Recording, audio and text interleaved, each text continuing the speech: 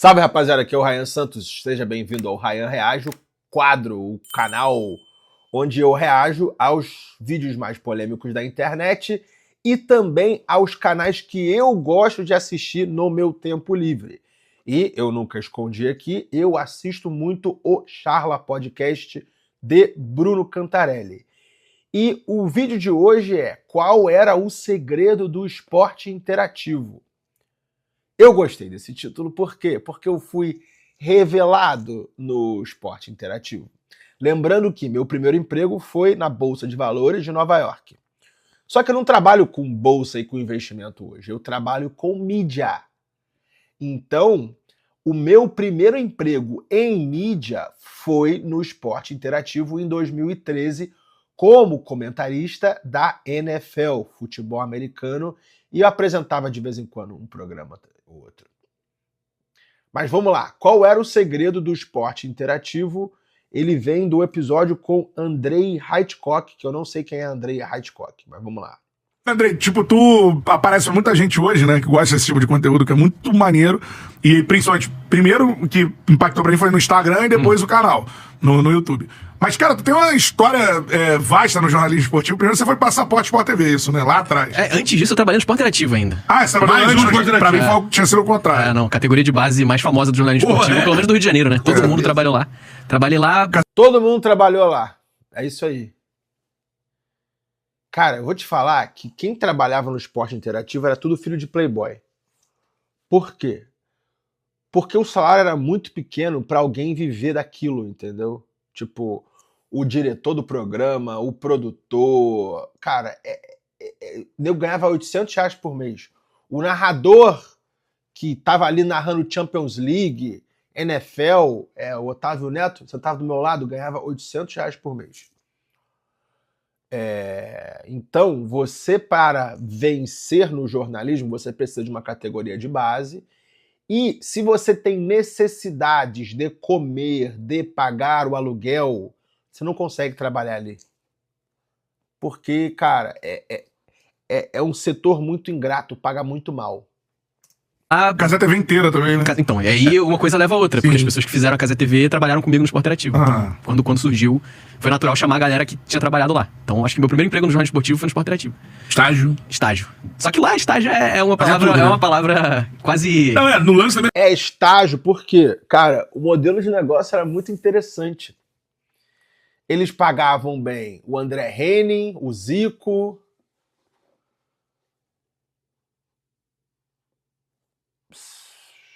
Acho que só. E os diretores. E aí, os adultos do segundo pelotão eram jornalistas classe C ou classe B que não ganhavam bem. Aí entra Gima, Baran, Bruno Formiga, quando ainda era da classe C, eram jornalistas que não ganhavam bem.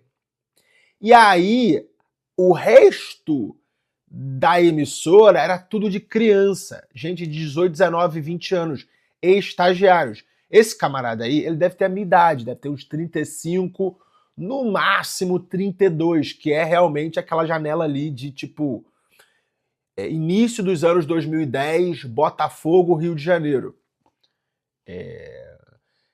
Não existia estagiário, porque todo mundo trabalhava muitas horas. Ah, mas a bolsa estágio diz, pô, tem que ficar 4 horas só, 6 horas lá. Se tu cumprisse a bolsa estágio, você ia ser demitido rapidinho. Vamos lá ver o que ele tem a dizer. Você também é a mesma coisa, estagiário fazia tudo. Eu cheguei a ser chefe de equipe sendo estagiário. Eu tinha estagiários. Era doideira, mas tipo assim, eu acho que... Chefe de equipe sendo estagiário, ganhando R$800 por mês pra liderar uma galera toda e botar programa no ao vivo. Eu cresci vendo MTV. Porque eu gosto muito de música. E aí eu sempre pensava, pô, deve ser muito maneiro trabalhar na MTV, porque o clima é várzea completa, e parece que os caras têm uma ideia e botam no ar no mesmo dia. Eu acho que o Esporte Interativo, eu não sei se tem a mesma vibe, mas conversando com a galera que trabalhou na MTV, é muito parecido com o que a gente fazia, assim. No esporte, mas era, pô, tive uma ideia. Tenta aí, faz um programa amanhã. Vamos fazer. O primeiro programa que eu produzi lá, chamava Conexão Nordeste. Porque eu sou maranhense, os caras viram lá na minha ficha. Tu é maranhense? Caraca, Sou mano. do interior do Maranhão, Playboy. Imperatriz. Sério mesmo? Meu sotaque é do Rio porque eu cresci no Rio, mas o meu pai morou a vida inteira em Imperatriz. Cara, que imperatriz, Eu tive mano. Imperatriz, né? Tem, tricampeão maranhense. Imperatriz é Eu quase vi com a camisa do Cavalo de Aço, mas eu falei, Cavalo deve de ter ar-condicionado, então eu vou com um casaquinho. Aliás, tá frio aí?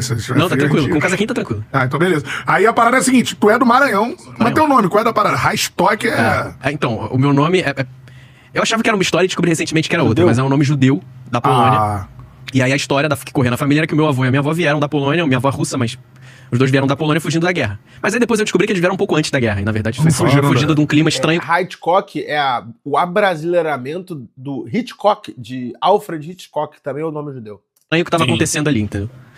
e foram pro Maranhão. Não, eles. Aí é confuso, mas vamos lá. Eles vieram pro Rio.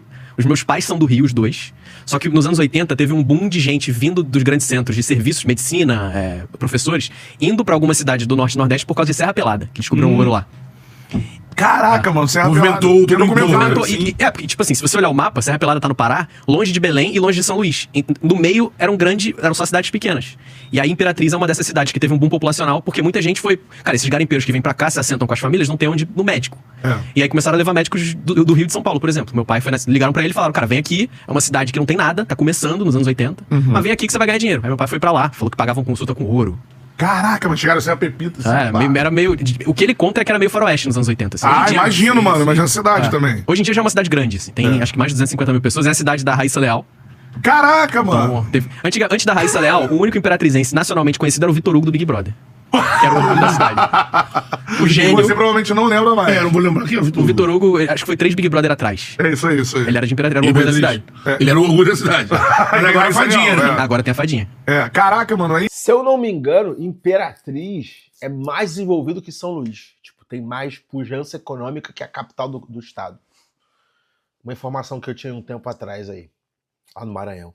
Um abraço pra todo mundo aí que é do Maranhão e me segue. Será que tem algum maranhense que me segue nessa porra? Mano, aí. E tu nasce lá? Eu nasci lá. Aí morei lá até os 6 anos, aí meus pais se separaram, minha mãe foi pro Rio e meu pai continuou lá, então eu continuei voltando. Aham. E aí por isso que eu desenvolvi uma relação com o clube de lá, acompanho e tal. Mano, Isso, tu é um isso cara te levou do- a produzir um programa. Eu acho que sim. Eu acho Conexão. que essa conexão com. Porque eu cheguei lá, minha ficha de estágio, o cara pegou e viu Imperatriz Maranhão. E era no momento em que o Esporte Interativo tava com um projeto que foi, Como do- foi revolucionário na Copa do época. Nordeste, né? Deu um ruim pra caramba. Era o Esporte Interativo Nordeste. Era o segundo canal deles. Igual a Sport TV tem Sport TV 1 e Sport TV 2. O Esporte Interativo 2 era o Esporte Interativo Nordeste. Por quê?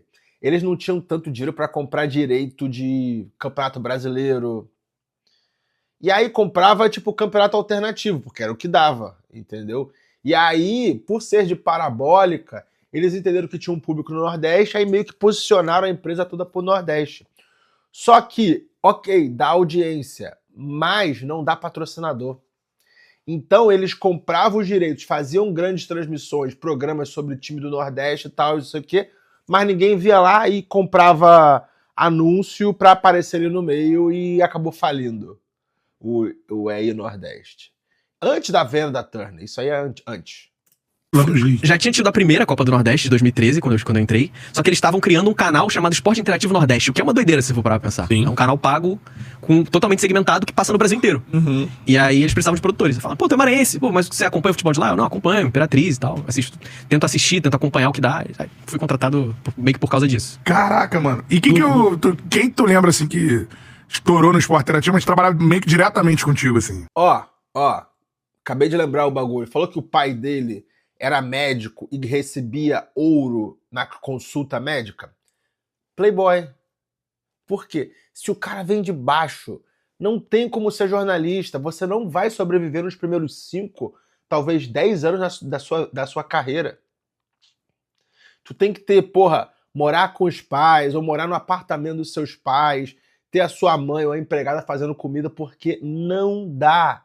Não dá. Jornalismo esportivo é voto de pobreza. Cara, a primeira pessoa que eu conheci... Tu vê lá esses caras. Fernanda Gentil. Esporte Interativo. Playboy. Burguesa. Casimiro, burguês. Pedro Certezas, burguês. Ryan Santos. Cara, o Ryan Santos trabalhava de graça no Esporte Interativo porque o papai do Ryan Santos tinha um apartamento em Copacabana, que era 10 minutos do estúdio, E o Ryan Santos não pagava aluguel, não pagava comida, tinha empregada ali limpando, e é isso. Jornalista de início de carreira tem que ter pai rico. De sentar do lado foi o Formiga, Bruno Formiga. Ele já era comentarista, mas ele tinha acabado de vir do Ceará. Porque ele foi contratado por causa do projeto da Copa do Nordeste, chamaram ele pro Rio, e ele era o comentarista desse programa que eu produzia, o Conexão Nordeste. Ah, sim. Cara, se o Bruno Formiga tem sotaque hoje, estamos falando aí de 13 anos depois. Cara, imagina como é que ele falava lá em 2013. Tipo, pra mim foi muito revolucionário, porque o Bruno Formiga foi o primeiro cara que eu vi na televisão com um sotaque fortíssimo de Nordeste, fazendo transmissões nacionais. E não chegaram nele e falavam assim, tem que suavizar seu sotaque, igual fariam na Globo. Era a Bruna Vitória, apresentadora, que trabalhou na A Bruna Vitória que mandou eu, que botou eu lá.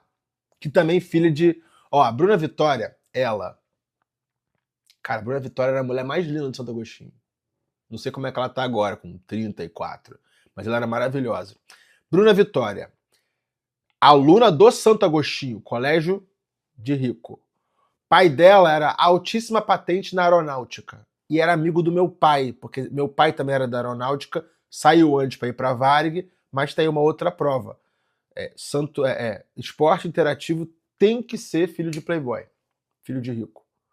E a Bruna Vitória, ela era produtora de um programa lá, eu cavei com ela para me colocar na NFL, me colocou, deu certo, aí eu fui indo, fui ficando. Nunca recebi um centavo do esporte interativo. E em 2014, quando eu saí e fui pra ESPN, eu pensei seriamente em processar os caras, processo trabalhista. Pensei seriamente em ganhar uma grana em cima deles. Mas uma luz divina falou assim, Ryan, você precisa ter gratidão, porque isso aqui abriu muitas portas pra você, e realmente abriu porta pra caralho. E olha o que eu trabalho hoje. Eu não trabalho com bolsa de valores. Eu trabalho com mídia. Eu trabalho com mídia esportiva. Eu falo para uma câmera. Eu apresento programa. Então, graças ao bom Deus que não me fez chegar ao extremismo de processar esses caras que me deram um programa e visibilidade na TV brasileira. Esporte também. E o Formiga comentava. E eu produzia. Caramba, olha só, mano. Eu tenho até um trechinho que eu guardei, que era Formiga. Deixa eu ver o LinkedIn da Bruna Vitória, o que ela tá fazendo hoje em dia. Duvido que é jornalismo. Meu LinkedIn deslogou. Sei lá, deu uma notícia de que o Náutico tinha contratado ou demitido o Marcelo Martelotti. Aí ele, Andrei Raiskov, que ninguém fala o nome certo, né? Aí eu guardei esse corte e, acho que foi a primeira vez que mencionaram meu nome, assim. Caraca, o Formiga, tipo, né, ali antes de estourar e tal. E você lembra essa galera toda, Casé, Certezas, na redação, como é que era essa parada, assim? Cara, os dois chegaram um pouco depois, então eu já tava, acho que eu já tinha até equipe, tal, já tava mais estabelecido. O Certeza eu tenho muito mais contato, porque o Certezas, ele foi designado pra futebol brasileiro, que era a minha equipe, porque lá era dividido por temas, né? E o Casé fazia o Twitter, se eu não me engano, focado em futebol internacional. Cara, que loucura essa porra, mano. Quero ver essa galera toda, assim. Cara, o Certeza, ele foi contratado por uma vaga que era... Tu lembra de um serviço? Envie Flamengo pra 3434 e receba as melhores notícias no seu celular? Tipo SMS, né? A gente fazia essa parada. Então, um dos meus trabalhos lá era mandar todos os times do Nordeste. Então, envie Náutico pra 3434, envie Ceará, envie Campeonato Cearense, pra receba as notícias do Campeonato Cearense. E aí alguém tinha que escrever as notícias, é isso? Pra mandar... Era uma notícia de SMS. E o Certeza foi contratado, se eu não me engano, pra aprovar essas mensagens. Ele era um aprovador de imóvel. Cara, isso é muito louco, assim. Não, falou uma besteira. É que assim, cara, esse bagulho aí de SMS é tentando ganhar dinheiro, fonte de renda. Tentando fonte de renda. Porque realmente, o modelo tradicional, que era vender anúncio, não dava certo, não. O comercial do esporte interativo era muito fraquinho. Eu acho que a galera não tem noção do que foi o esporte interativo, por exemplo. Eu tenho uma experiência que eu fui reprovado pra narrar lá. Era o reality show, não? Não, mano. Quem me indicaram pra lá? A Aline Nastari que me indicou. Aí eu repórter na época, narrava os jogos na rádio, mas assim, muito tempo atrás. Mandaram fazer um teste, mano. Eu sei que eu cheguei... Já gritava? Sempre, né? E não entrou? Tu tava no... porra! Tu tava no lugar certo. O André não gritava. Os narradores da época eram os mesmos de hoje, cara. Como é que fala? Hierarquia. Otávio Neto embaixo. Aí, Jorge Igor. André Henning. Continuam os mesmos. Tanto ainda. não sei. Mas acho que eu não fui bem no teste mesmo, assim. Só que, assim, ver aquilo tudo, eu nunca tinha entrado lá, né? Na sede ali de Botafogo.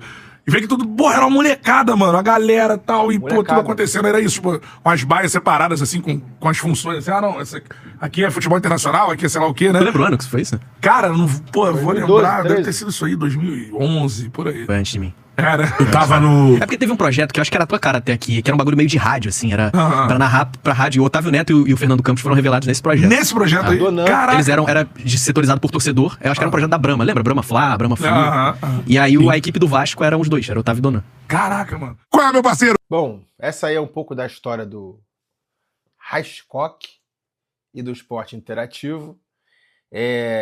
Pô, me dá nostalgia e os caralho, mas quero lembrar você, por que eu reagi a esse vídeo? Porque, mano, primeiro, se você quer alguma coisa, você tem que, entre aspas, pagar pra trabalhar no início. Ou receber muito pouco. Ok? E quando você tá num lugar desse, onde o jovem tem muita responsabilidade, você cresce muito mais rápido. Você aprende muito mais rápido.